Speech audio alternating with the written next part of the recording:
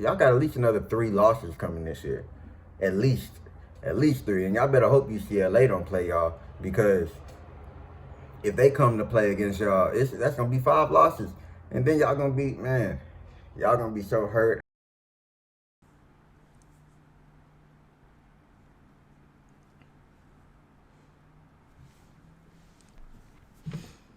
It's your boy, the ATX Tuner, man, and after a dub, I'm gonna break that down tomorrow. But I'm sorry, y'all, man. I'm sorry. It hurts, I know, because we was in this position last year, with a brand new coach, BV, trying to turn a crippled organization around because of your guy. But I ain't gonna say I told you so. I'm gonna let myself do the talking. My little predictions, I'm gonna let them do the talking, and just so you know that it wasn't hate, it was facts. See, the crazy thing is how, and I have nothing but respect for the USC fan base. I have nothing but respect for the organization. I have no respect for the head coach who's running the organization, which means y'all are getting lumped in with these shots, because y'all love the team. So, but I'm here to speak facts. For any USC fan to talk to an Oklahoma fan and tell us that we're wrong, we're hating, we jealous, we this and we that, we hurt. Now, don't get me wrong, we was hurt because we Oklahoma. Our coaches are here for decades, and he was in prime position to do that. But at the end of the day, whenever it's just like a relationship, when you get into a relationship and that person dump you out of nowhere, you get time to look back at your relationship and see all the flaws in it. And that's not hate, it's facts. And now you know that. And again, I ain't saying that old dude can't turn it around out there. But y'all know y'all got bigger and badder challenges ahead of y'all.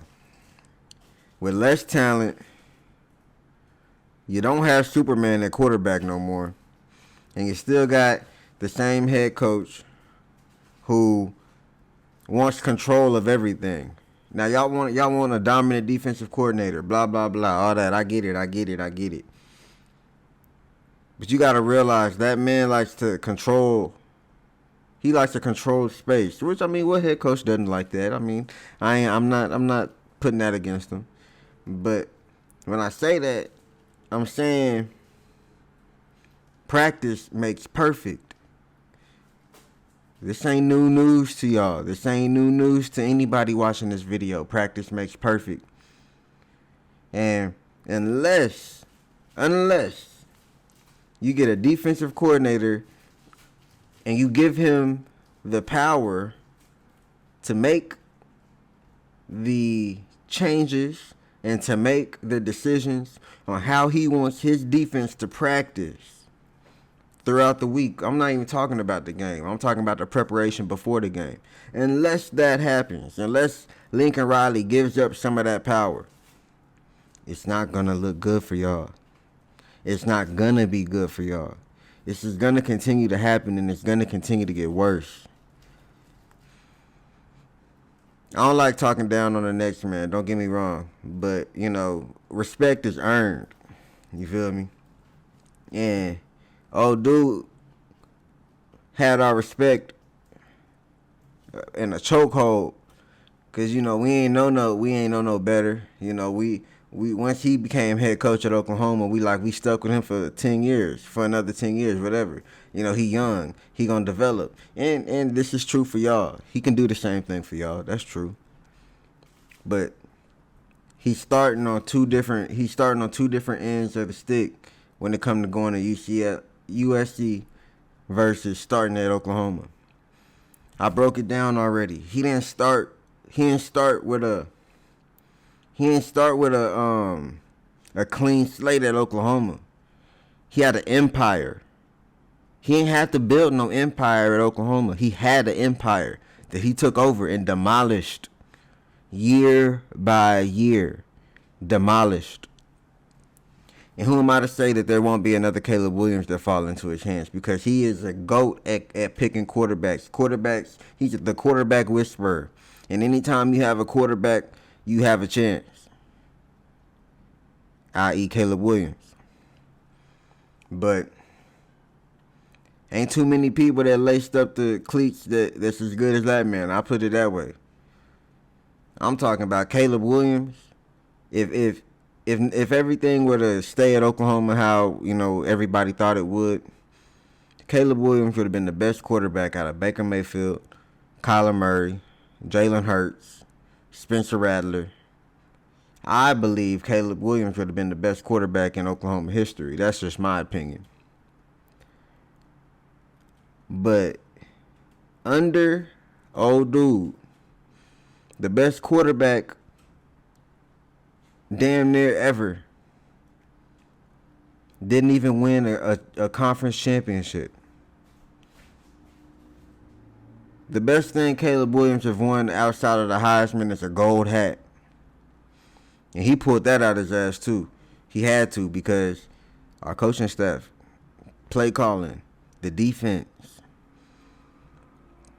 I'm telling y'all now, if y'all don't script some power from this man to where he doesn't have control over the practice 100%, get a good physical defensive coordinator in there that wants to take control of the practice. Unless that happens, and unless you can get a defensive coordinator with some that got respect in the game to where people gonna want to play for him, you're not gonna get any defensive recruits, because nobody wants to play for Lincoln Riley. And honestly, if I'm a defensive coordinator, I don't want to coach under Lincoln Riley. That's just facts. And again, I have respect for the USC community. This ain't about y'all. This about y'all main man, the dude that y'all were so hype about. Don't get me wrong, and we were so hurt about it. I was, at least. But that man flipped Oklahoma. Don't get me wrong, he had us in the playoffs. We were happy with Lincoln Riley, but at the same time, that was just because he it's like a rapper, right? And I don't know if y'all know about the music industry, but it's like a rapper. You give the man the gold chains, you give the man the cars, you give the man everything, but then when he get old and he look back at the jewelry and he look back at the cars and he look back at all that and he like, damn, when I die, where's my money gonna go? All this money that my number one hit song is making, I'm not seeing that. That's going to the record labels. You don't realize how important things are until they gone, until it's too late. And I'm telling y'all this before it's too late. If y'all don't strip some power from that man, it's not gonna work out for y'all. Especially going into the Big Ten. It won't work out for y'all. And you know what's even worse than that? I'm telling y'all to strip power from somebody making $110 million.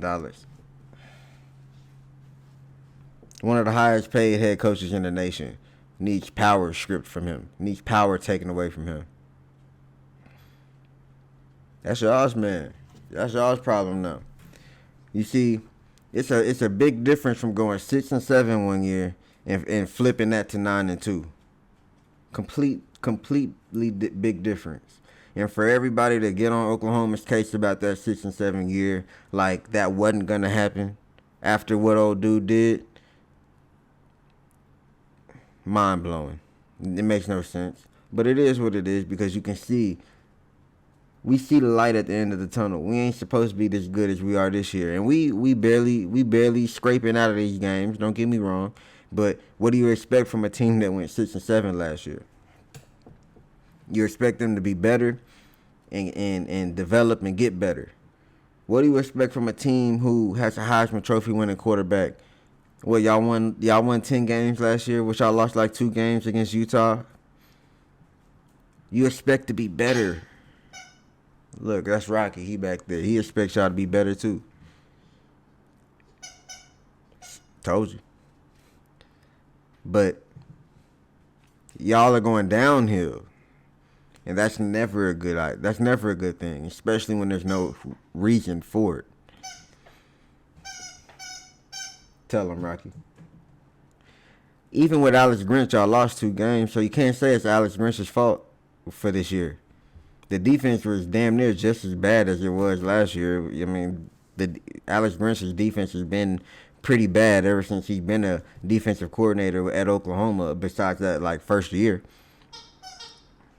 Exactly. But I ain't gonna. That's it. That's it. 10 minutes in. I just wanted to let y'all know that if things don't change at USC, it's only gonna get worse. And y'all are paying the man $110 million to act like his shit don't stink. Act like y'all are right there. Y'all are right around the corner. Y'all are around the corner. Y'all, that's damn right. Y'all are right around the corner, but y'all going the opposite way. Y'all were there and y'all turned the corner, going the other way. And that's not a good place to be. But we won't know about that at Oklahoma. I mean, that ain't in our DNA.